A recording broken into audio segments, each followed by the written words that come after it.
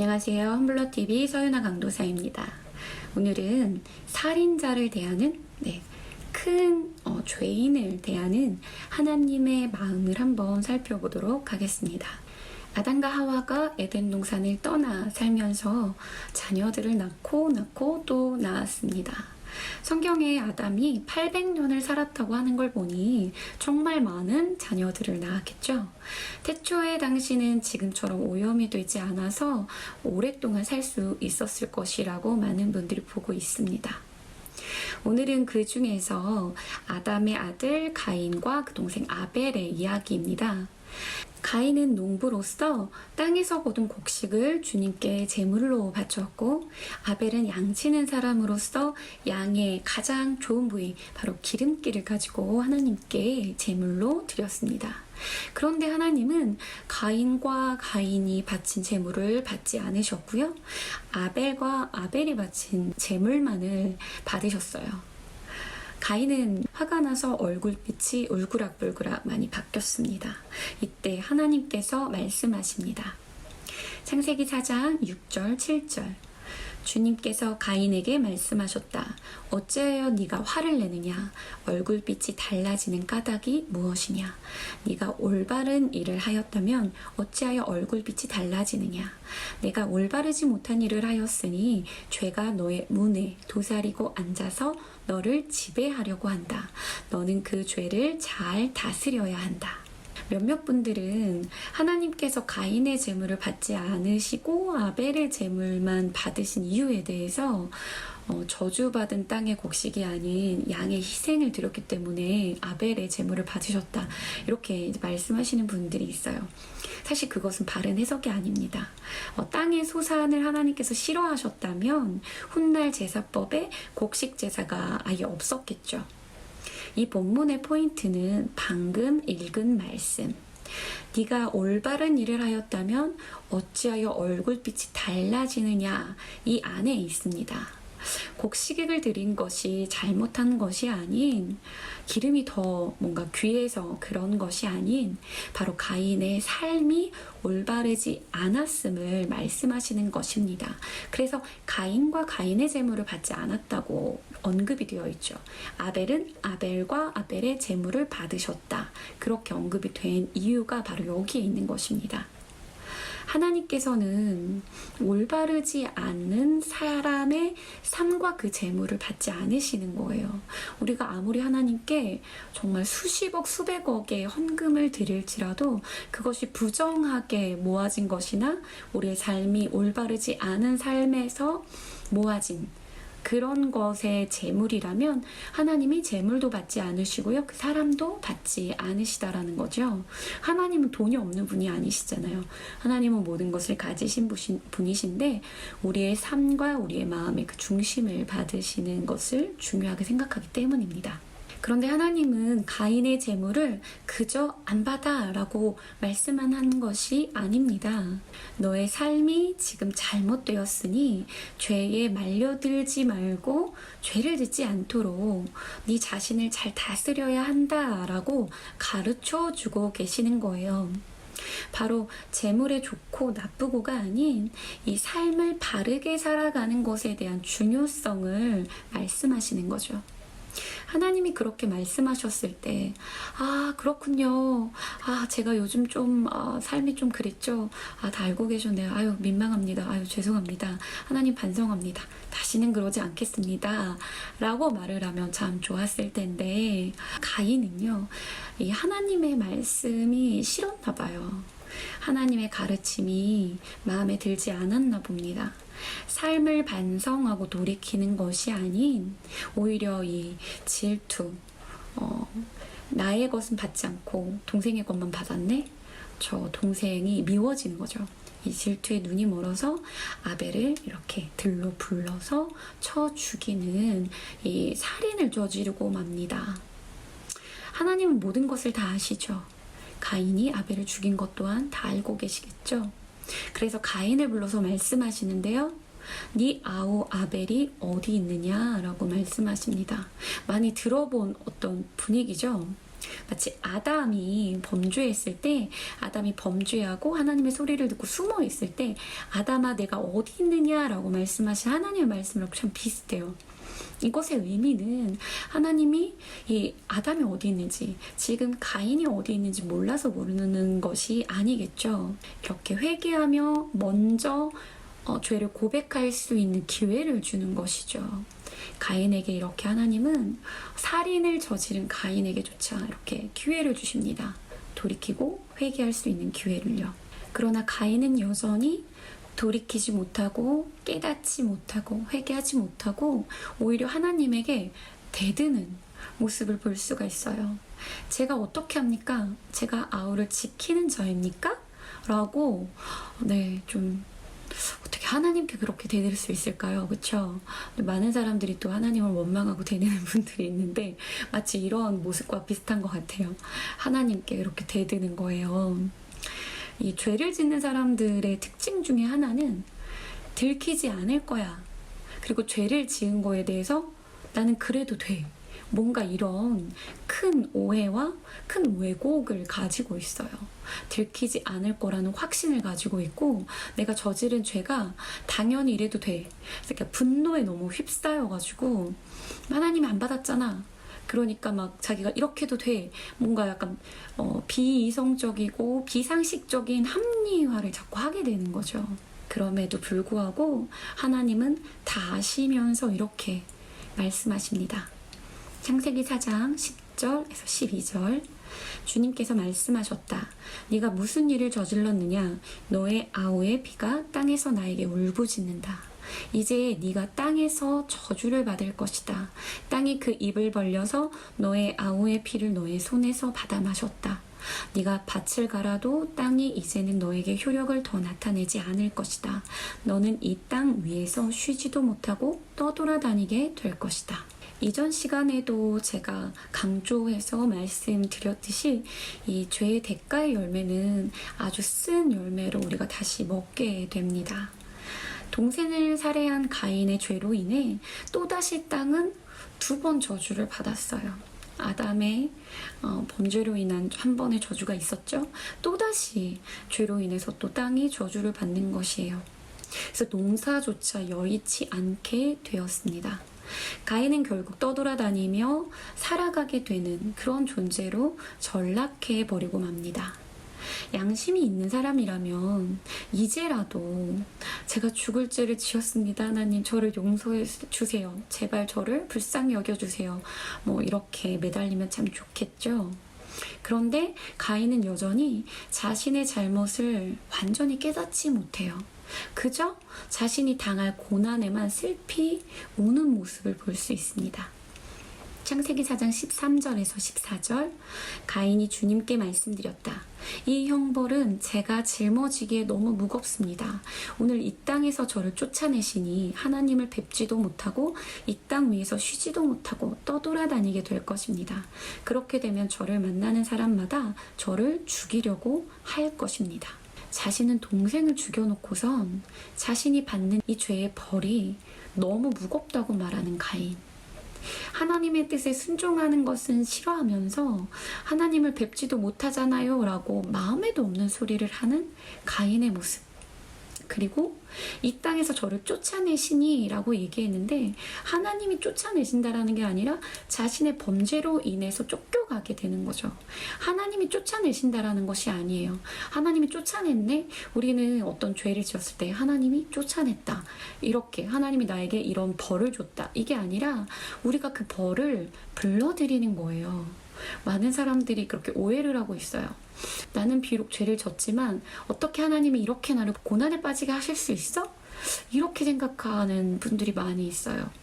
너무 안타까운 분들인 거죠. 여기저기 떠돌아다니다가 다른 사람들에게 죽임을 당할까 두려워하는 가인의 모습, 모두 자기 중심적인 모습뿐입니다. 진정으로 뉘우치고 깨닫는 모습은 보이지 않아요. 이게 더 안타깝고 정말 가인이 참 불쌍한, 살인을 저지른 가인이 믿기보다 오히려 이렇게까지도 깨닫지 못하는 모습이 참 불쌍한 대목인 것 같습니다. 그런데 여기서 놀라운 것은 이렇게 살인을 저지르고도 깨닫지 못하는 가인을 향한 하나님의 은혜인 거예요. 창세기 4장 15절, 그렇지 않다. 가인을 죽이는 자는 7갑절로 벌을 받을 것이다. 주님께서는 가인에게 표를 찍어주셔서 어느 누가 그를 만나더라도 그를 죽이지 못하게 하셨다. 하나님의 은혜가 너무나 큰 것 같아요. 너가 동생을 죽인 건 생각 못하니? 너도 살인을 저질렀잖아. 네가 누구를 만나서 죽임을 당해도 너는 당연한 것이 아니니? 라고 말씀하시는 것이 아니라 내가 너를 죽지 않게끔 너에게 표를 줄게. 다른 사람들이 널 죽이지 못할 거야. 라고 약속을 해주세요. 살인을 저지르고 끝까지 깨닫지도 못하는 가인에게 끝까지 포기하지 않는 하나님의 사랑과 은혜를 보여주고 계십니다. 하나님 이 살인자조차 하나님께서 이렇게 여기시는데 여러분 지금 이 영상을 보는 여러분들은 살인 저지르지 않으셨죠? 네, 여러분들이 아무리 큰 죄를 지을지라도 여러분들을 향한 이 사랑과 은혜는 동일하게 포기되어지지 않고 계속되어질 것입니다. 다만 여러분 불쌍한 것이 누군가요? 바로 가인입니다. 그것을 깨닫지 못하고 하나님께 온전히 돌이키지 못하고 계속적으로 이 죄의 수렁 가운데 빠지게 되는 가인의 모습을 우리가 또 발견할 수가 있어요. 안타깝게도 가인은 끝까지 깨닫지 못하는 모습을 보여주는데요. 떠돌아다닌 신세일지라도 이제부터라도 하나님을 의지하며 살아가면 참 좋았을 텐데 성경은 이렇게 말하고 있습니다. 창세기 4장 16절, 가인은 주님 앞을 떠나서 에덴의 동쪽 노 땅에서 살았다.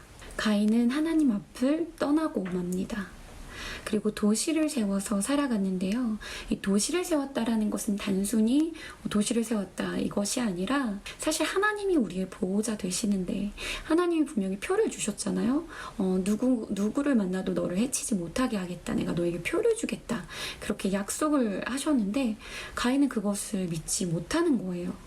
그래서 자기가 자기 자신을 지키려 하나님이 지키는 것을 믿지 못하고 자기가 스스로 자신을 지키려 도시를 건설하고 성을 쌓게 된 것입니다. 하나님을 보호자로 삼는 것이 아닌 이 두려움 가운데 스스로 자신을 보호하는 가인의 모습이 너무나 불쌍한 것이죠. 이렇게 하나님을 떠나서 나의 삶을 내가 책임져야 하는 삶은 너무나 두렵고 고달픈 삶인 것입니다. 하나님이 아닌 자기 자신을 스스로 보호하기 위해서 끊임없이 성을 쌓고 때로는 무기를 만들어서 먼저 공격을 해야 될 것만 같은 그런 삶으로 바뀌어가는 것이죠. 평안함이 있을까요? 평안하고 즐거운 삶이라기보다는 공격적이고 이 날카로운 삶을 살아가게 되는 그런 모습을 우리가 볼 수 있습니다.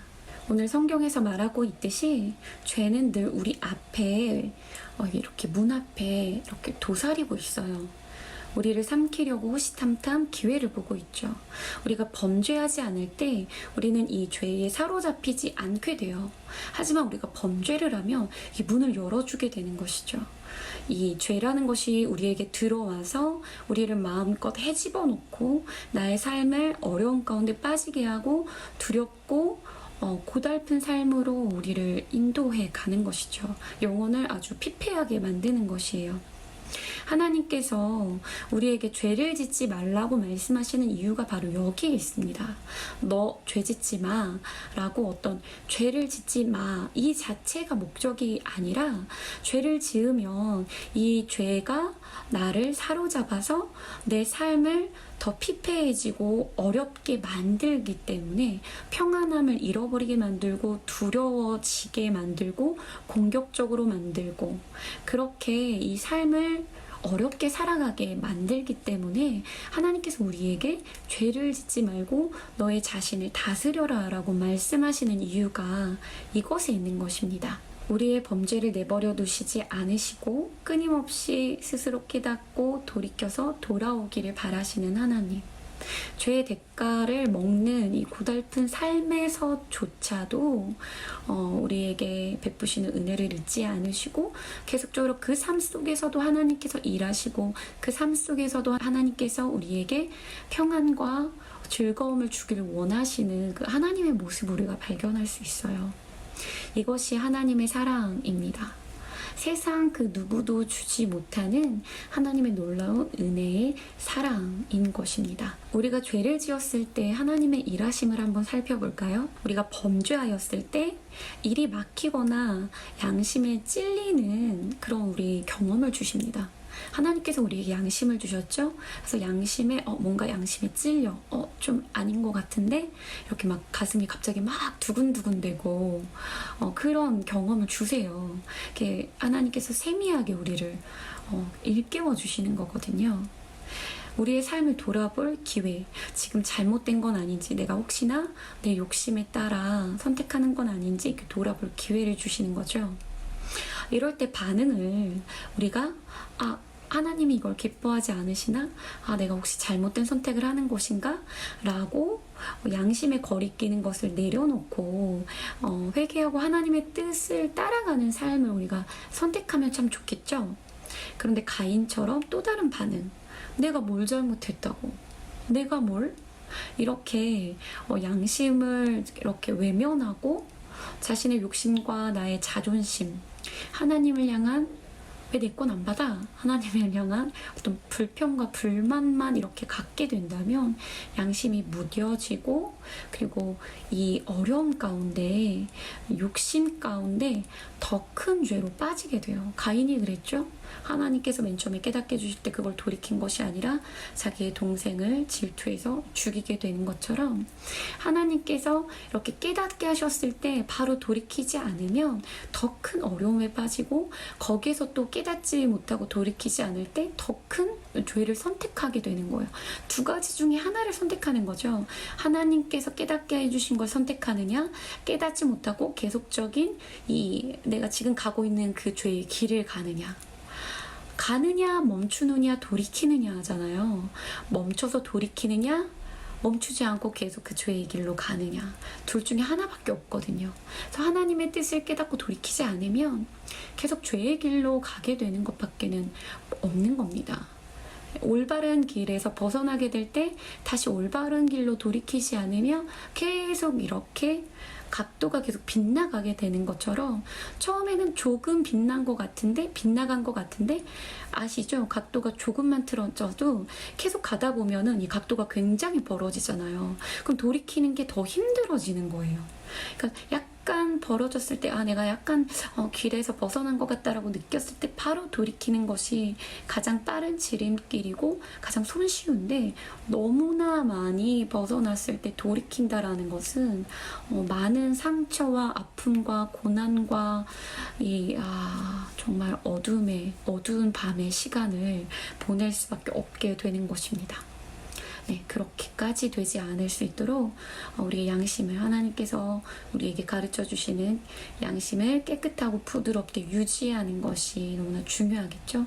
하나님을 의지하고 의존하면서 겸손한 심령으로 우리의 마음을 다스리는 것이 중요한 것입니다. 이야기를 정리해 보도록 하겠습니다. 하나님은 가인이 잘못된 삶을 선택하여 살아갈 때 올바른 삶으로 다시 돌아오라고 인도하셨습니다. 그것을 거절하고 더 큰 잘못, 더 큰 어떤 살인을 저질렀을 때조차도 하나님은 다시 깨닫고 회개하고 돌이키기를 바라셨죠. 그것조차 회개하지 않고 자신만 억울해하는 가인, 그 가인에게 마지막까지 하나님은 아무도 가인에게 손을 대지 못하는 그 은혜를 또한 베풀어 주셨습니다. 결국 가인이 하나님의 사랑을 깨닫고 다시 하나님만을 의지하고 살았다라고 이 이야기가 끝맺었으면 참 좋았으련만 참 안타까운 결과를 우리가 성경을 통해서 볼 수가 있겠죠. 우리의 삶은 어떨까요? 우리의 삶이 완벽하지 않잖아요. 잘 가고 있는 영역도 있습니다. 하나님 안에서 어느 영역은 잘 가고 있어요. 하지만 또 어느 영역은 내 욕심대로 잘못 가고 있는 영역이 분명히 있을 수 있습니다. 그 영역 하나하나를 하나님의 뜻에 비추어 봤을 때 하나님의 뜻이 맞지 않는다면 이 하나하나를 하나님의 뜻으로 이렇게 바꿔 나가는 것이 우리가 이 신앙생활을 하는 것의 가장 중요한 포인트예요. 내가 어떤 영역을 두려워하는지, 어떤 영역에 하나님을 신뢰하지 못하는지, 이것들을 우리가 우리의 삶의 여러 영역들을 이렇게 꼼꼼히 하나님의 말씀 안에서 이렇게 들여다보면서 하나님에게 다시 한번 맡겨드리고 두려움을 내려놓고, 그리고 나의 욕심과 죄를 내려놓고 하나님을 신뢰하면서 다시 한번 그 영역조차 하나님께 내어드릴 수 있는 우리의 신앙의 훈련이 너무나 필요하고 중요합니다. 저도 예전에 하나님께서 내가 너의 삶을 책임져 줄 테니 너는 나의 일을 해라, 이런 어떤 깨달음을 주셨을 때 좀 쉽지 않았던 것 같아요. 저의 재정, 이 최소한의 생활비를 버는 것조차 내가 다 책임져야 될 것 같은 그런 생각이 너무 컸었어요. 저는 그게 도리라고 생각을 했거든요. 하지만 이제는 그 일을 내려놓고 하나님의 일에 집중하길 원한다라고 이제 저에게 하나님께서 인도의 말씀을 주셨을 때 그때 사실 쉽지 않았다라는 거죠. 때로는 그걸 내려놓고 믿음으로 하나님만을 바라보며 내가 일을 하고 싶지 않은 것이 아니라 오히려 내가 내려놔야 할 두려움이라는 것을 하나님께서 보여주셨고, 그 두려움을 제가 하나님 앞에 맡겨드리고 내어놓고 하나님을 신뢰하며 갈 때 하나님께서 정말 다양한 방법으로, 뜻하지 않은 방법으로 저를 입히시고 먹이시는 경험을 정말 지금까지 하고 있거든요. 그래서 우리가 때로는 욕심을 내려놔야 되는 것도 있지만 때로는 우리가 가지고 있는 어떤 두려움도 내려놔야 된다라는 것 여러분들이 기억하셨으면 좋겠습니다. 여러분들의 마음과 생각을 면밀하게 살피셔서 하나님의 뜻에 맞지 않는 것들, 하나님을 신뢰하지 못하게 하는 것들, 그런 것들이라면 언제든지 내려놓으시고 주님을 신뢰하며 따라가기를 축복합니다. 정말 제가 산 증인이거든요. 정말 하나님을 신뢰하고 따라갈 때 하나님께서 다 책임져 주신다는 거.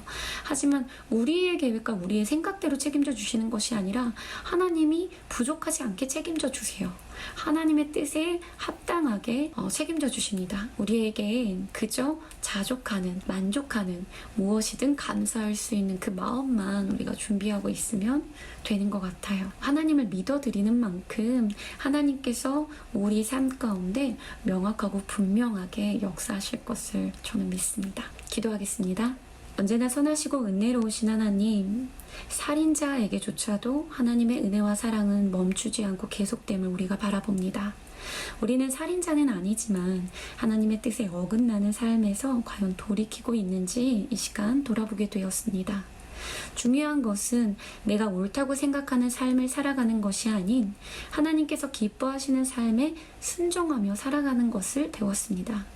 하나님이 주신 양심 가운데 우리가 찔리는 부분이 있다면 그 양심이 무뎌지지 않도록 하나님 앞에 우리의 삶을 돌아보며 회개하며 돌이키게 되기를 원합니다.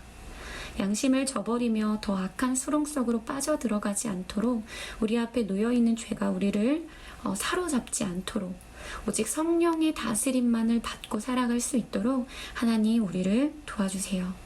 늘 우리가 하나님의 마음과 뜻을 깨닫고 돌아오기를 바라시는 하나님, 우리를 포기하지 않으시는 하나님을 찬양합니다. 어떠한 잘못과 죄 가운데 있을지라도 하나님을 등지는 것이 아닌 하나님에게 돌아가는 것을 선택하는 우리가 되도록 크신 은혜로 인도하여 주세요. 감사드립니다. 우리를 언제나 은혜로 인도하시는 하나님을 찬양합니다. 예수 그리스도 이름으로 기도합니다. 아멘.